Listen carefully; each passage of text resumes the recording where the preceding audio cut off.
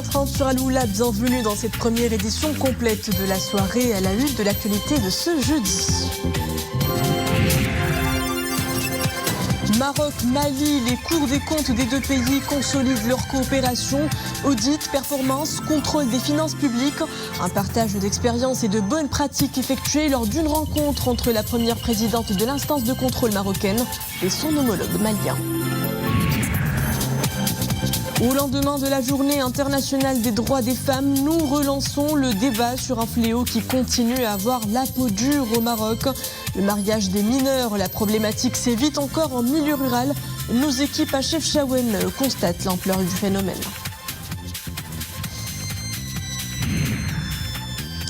Et pour clore cette édition, nous brosserons le portrait de Hajar Bakkali, une jeune footballeuse professionnelle établie en Espagne qui brise les plafonds de verre. Brillante dans la vie comme sur la pelouse, celle qui évolue dans le poste d'attaquante au club de Portillo de Tolède poursuit son ascension dans un sport ultra masculinisé dans son pays d'accueil et s'est confiée à notre micro. Bonsoir. Avant de développer ces titres, ce coup de filet du Bureau central d'investigation judiciaire, une cellule terroriste composée de 3 individus partisans de l'organisation terroriste de Daesh a été démantelée ce matin à Souk l'Arba, du Gharb, Tétouan et Larache. Les 3 suspects ont été interpellés pour leur implication présumée dans la préparation de plans terroristes visant à porter gravement atteinte à l'ordre public. Les informations préliminaires de l'enquête révèlent que les mis en cause planifiaient l'exécution d'une série de dangereux projets terroristes. À cette fin, ils ont préparé plusieurs contenus numériques relatifs à leur plan terroriste. Les recherches et investigations ont également révélé que les suspects arrêtés avaient l'intention de fuir le Maroc pour rejoindre les camps de Daesh dans la région du Sahel, après avoir mis à exécution leur plan terroriste en coordination et avec l'aide de l'un des éléments affiliés à cette organisation terroriste. Les 3 suspects âgés entre 19 et 28 ans ont été placés en garde à vue pour les besoins de l'enquête. Le Maroc met son expertise en matière de contrôle des finances publiques au service du continent. Les responsables des juridictions financières maliennes sont en déplacement à Rabat, à leur agenda. Une rencontre avec la présidente de la Cour des comptes, Zineb Adawi, qui a présenté aux responsables maliens l'expérience du royaume en matière des juridictions financières et de contrôle des finances publiques. Khadija Zaroual et Iman Ablou. Le Maroc creuse son sillon en Afrique et met ses expériences à succès au service des pays frères et amis du continent. L'expérience marocaine dans le domaine du contrôle des finances publiques s'exporte. C'est dans ce sillage qu'intervient cette visite à la Cour des comptes du vérificateur général du Mali et du président de la section des comptes de la Cour suprême malienne. Je suis là avec monsieur le président de la section des comptes de la Cour suprême du Mali. Pour venir nous enquérir un peu de l'expérience de la Cour des comptes du Maroc en matière de vérification, comme c'est un domaine très, très sensible pour nos pays. Ils sont très avancés dans de façon générale dans la sous-région et en Afrique, dans ce domaine. Lors de ces entretiens, les 2 responsables maliens se sont informés sur les spécificités des juridictions financières au Maroc, caractérisées en particulier par l'unité et l'intégrité de leur système en matière de contrôle, d'amélioration, de gestion et de répression. Nous avons déjà appris beaucoup de choses au Maroc, précisément auprès de la Cour des comptes, des collaborateurs qui sont venus il y a quelques années pour se former en matière de contrôle juridictionnel, de jugement des comptes, j'allais dire. Et nous-mêmes, personnellement, sommes venus ici avec beaucoup de pays africains, beaucoup de juridictions africaines, en matière de formation en discipline financière et budgétaire. La visite des responsables maliens intervient également dans un contexte de rénovation et de réforme des institutions de contrôle financier de ce pays. L'expérience marocaine nous inspire d'autant plus que nous sommes, le Mali, je vais dire, est en voie d'adoption d'une nouvelle constitution. Le projet de finalisation, le projet de constitution vient d'être finalisé, il sera soumis à référendum. La section des comptes sera érigée en Cour des comptes et nous aurons désormais, la Cour des comptes du Mali aura le statut d'institution supérieure de contrôle des finances publiques, en plus de la juridiction financière. À cette occasion, les responsables maliens ont pris connaissance du rapport d'activité annuel de la Cour des comptes 2021, réalisé conformément à la nouvelle approche stratégique des juridictions financières adoptée pour la période 2022-2026 et qui s'assigne pour objectif l'amélioration de la qualité de ces rapports en tant que mécanisme de consécration du principe de reddition des comptes. Et pour mener à bien sa mission de veille à l'application des principes de bonne gouvernance dans la gestion des comptes des institutions et des entreprises publiques, la Cour des comptes ne cesse de multiplier ses partenariats avec les établissements étrangers qui ont la même vocation, comme nous venons de le suivre. La Cour des comptes redouble d'efforts aussi pour relever les défis qui s'imposent. Parmi ces défis, le chantier de la dématérialisation, un chantier qui continue de creuser son sillon et dont les résultats s'enchaînent d'année en année. Hafed Louari, Nisrina Ousdar. Des centaines de dossiers empilés les uns sur les autres et emballés par des rubans adhésifs. C'est de cette manière que le personnel de la Cour des comptes recevait les documents à traiter. Aujourd'hui, toutes les informations sont enregistrées sur ce tableau numérique, celui de la plateforme électronique des comptes dématérialisés. La Cour des comptes relève le challenge de la digitalisation et celui de la modernisation de l'administration publique.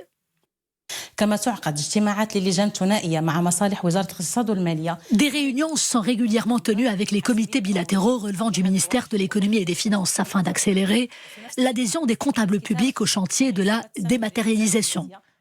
Signalons aussi que pour s'atteler à leur mission d'audit, les agents du secrétariat greffe ont reçu sous forme de support essentiellement dématérialisé tous les comptes des partis politiques ainsi que ceux des campagnes électorales relatives à l'année 2021. Abandonner les supports papier au profit des comptes dématérialisés, un grand pas qui a entraîné des changements majeurs au sein de la Cour des comptes. Les résultats sont probants et parmi ces avantages, la facilitation de l'exécution des activités juridictionnelles de la Cour des comptes, ainsi que celle des opérations d'audit des comptes des établissements publics notamment.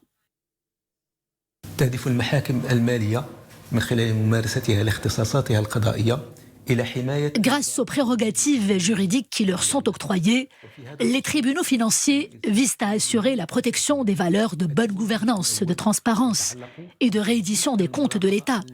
Cela se fait à travers des rapports établis sur la base de l'audit des comptes en question et des enquêtes qui sont menées avec les différents acteurs concernés. La Cour des comptes assiste également le Parlement et le gouvernement dans les domaines relevant de sa compétence en vertu de la loi. Autant de missions facilitées grâce à la centralisation des courriers et des documents numériques. 7 millions, c'est le nombre de passagers qui ont transité via l'aéroport international Mohamed V en 2022.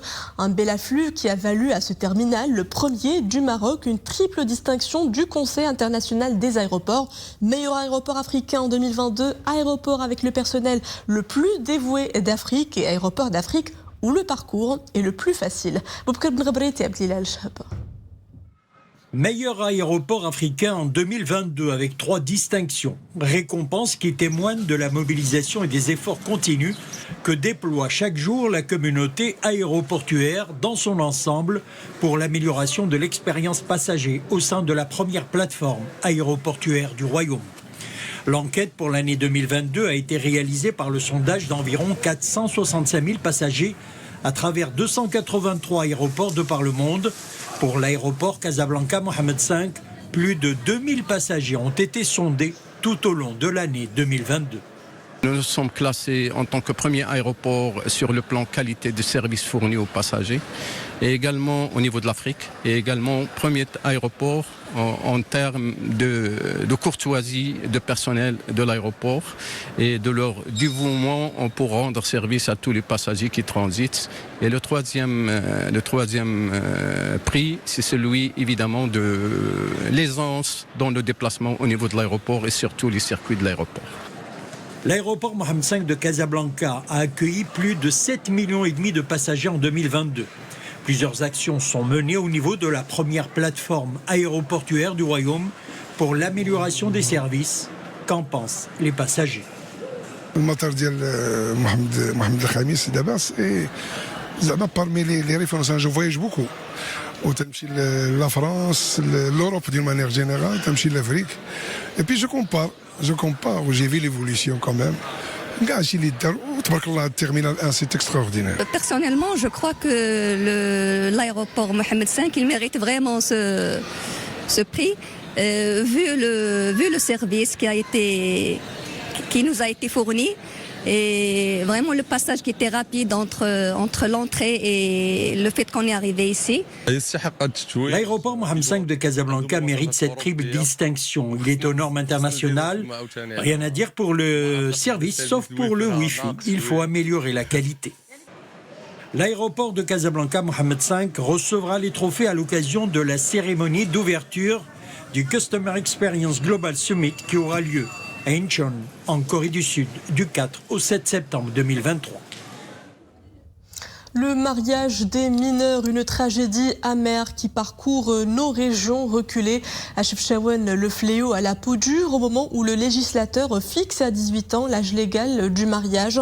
La société civile se mobilise pour tenter de faire bouger les mentalités et surtout sensibiliser les mineurs à l'importance de l'éducation comme solution pour échapper au mariage précoce.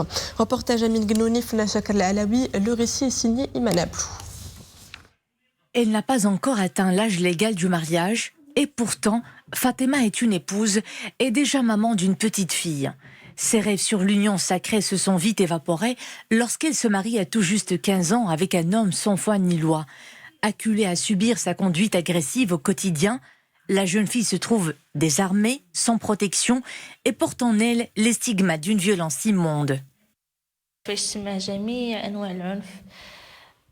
Depuis mon mariage, je n'ai jamais vécu une seule journée sans que je ne fasse l'objet de maltraitance physique et de violences verbales, des agressions et des insultes à ne plus en finir. Combien d'autres filles mariées avant l'heure, Fatima n'a d'autre refuge que cette association à Chefchaouen. Ici, la victime de violences conjugales trouve ce qu'il faut. Écoute, conseils et accompagnement pour s'extirper d'une situation qui n'a qu'au trop duré. Il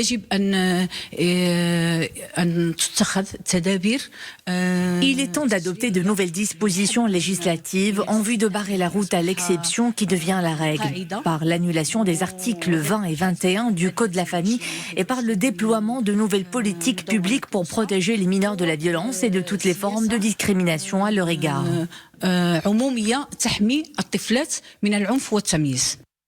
Le mariage des mineurs, un phénomène dur à cuire. Plus de 74% des jeunes filles mariées précocement sont issues de foyers où la décision revient au père. En 2022, plus de 20 000 demandes d'autorisation de mariage de mineurs ont été enregistrées. Seules 6 445 ont été rejetées, au moment où un peu plus de 13 600 ont été acceptées. Alors qu'une grande partie des filles rurales peinent à faire valoir leur droit fondamental à l'éducation, d'autres excellent dans leurs domaines respectifs. Parmi elles, des associatives, des scientifiques, des artistes, mais également des sportives. C'est le cas de Hajar Bqali, une footballeuse professionnelle établie en Espagne et qui évolue au club Portillo de Tolède. Rencontre avec ce bout de femme qui bat les scores en s'imposant dans un sport ultra masculin. Dans son pays d'accueil, son portrait signé Malia Awad. Elle brise à elle seule tous les clichés liés aux femmes. Sourire aux lèvres et tenue de circonstance, Hajar Bqali prépare son sac de sport, direction le stade de football où elle s'entraîne chaque jour. Devenue joueuse professionnelle évoluant en poste d'attaquant au club Portillo de Tolède, elle fait ses premières passes à Tolède, sa ville de cœur. Aujourd'hui, Hajar est un modèle de réussite et de combativité dans un milieu sportif trop souvent masculin. El hecho de llevar velo nunca me ha supuesto ningún obstáculo ni tengo ningún problema. En relación con las otras jugadoras, porter le voile n'a jamais été un obstacle dans ma carrière de footballeuse, bien au contraire. D'ailleurs, je crois que lorsqu'on aime quelque chose, il faut savoir faire des compromis. Le football nous apprend la discipline et le respect. C'est un sport dans lequel l'esprit de cohésion est essentiel, une manière de lutter contre toute forme de discrimination. Hola chicas. Dans la vie comme dans les vestiaires, avant un entraînement, Hajar Bakkali montre une détermination sans faille et fait figure de modèle. En tant que jeune femme d'origine marocaine, elle souhaite véhiculer un message de camaraderie. Car après tout, le football est cette langue universelle comprise par tous. Ce qu'il y a de noble lorsque l'on joue au football entre femmes, c'est que même lorsque l'on dispute une compétition, il y a toujours un esprit fraternel inhérent entre nous. Notre manière de jouer est saine. Ce qui importe le plus au final, c'est d'apprécier le moment présent et d'offrir à nos spectateurs une très belle qualité de jeu. Au club Portillo de Tolède, nombreuses sont les jeunes femmes marocaines à faire partie de cette sélection. Un modèle d'intégration souhaité par les entraîneurs ainsi que par l'ensemble du staff. Tous encouragent l'essor du football féminin. Le football féminin est en train de se démocratiser et il y a de plus en plus de jeunes femmes qui font carrière dans ce milieu. Ce sont généralement des femmes avec de fortes personnalités qui apprécient le jeu en tant que tel, loin des clichés hommes-femmes. Déterminée à suivre son rêve jusqu'au bout, en ancrant son nom dans l'histoire du football féminin, Hajar Bakkali est un modèle d'une méritocratie au service du sport. Un petit bout de femme au talent immense dont l'histoire ne fait que commencer. Un bel exemple de réussite au féminin et c'est ainsi que s'achève cette édition. Merci à vous de l'avoir suivi. Le retour de l'information à 20h30 avec le journal Abaïsia. Très belle suite des programmes à tous sur Aloula.